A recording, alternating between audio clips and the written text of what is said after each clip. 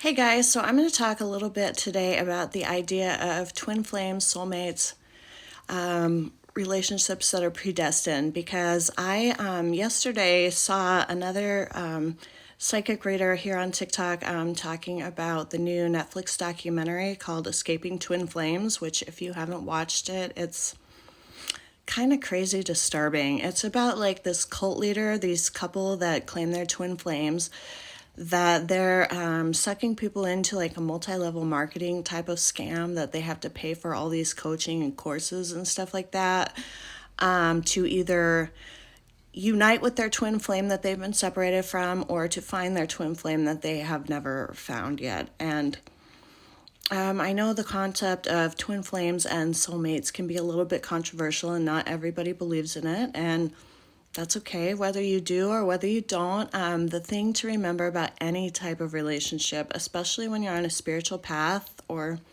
even if you're not, is if you become obsessed with a relationship, it's not healthy because obsession is never healthy. That's why obsessive compulsive disorder is called a disorder. It's because like it's hurting you.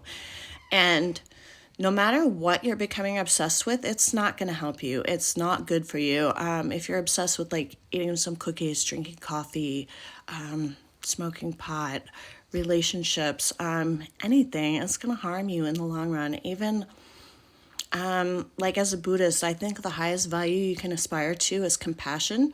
If you become obsessed with compassion, that can even hurt you. I mean, like after the pandemic, they were talking about all these healthcare workers that are suffering from compassion fatigue because they spent too much time and energy and effort caring for other people and neglecting themselves. So, like, if compassion can hurt you, anything can hurt you if you become obsessed with it. So, you have to be really careful. And also be very wary of who you're taking spiritual guidance from, because just because someone claims to be like a psychic or a church leader or anything like that, like people can be corrupt in any type of position. And like you see that with the Catholic Church and the scandal that they had with the priests that were abusing children. And if that happens in a mainstream religion, it happens in New Age religions too. Like I wrote about that fairly recently on the blog about how there are people who try to prey on you, especially online. You see it like all the time. I get probably at least 5 DMs a day saying, "Do you want a psychic reading?" And I'm like, no, I don't think so. Not today. But I mean, some of them, they could be genuine psychics. I don't know.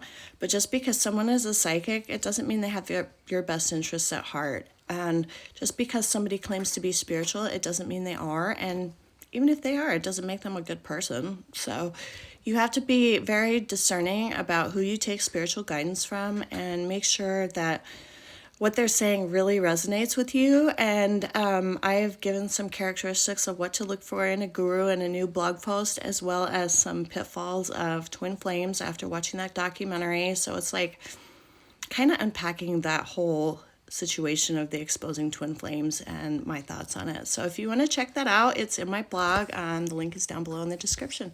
Have a good day, guys, and be safe out there.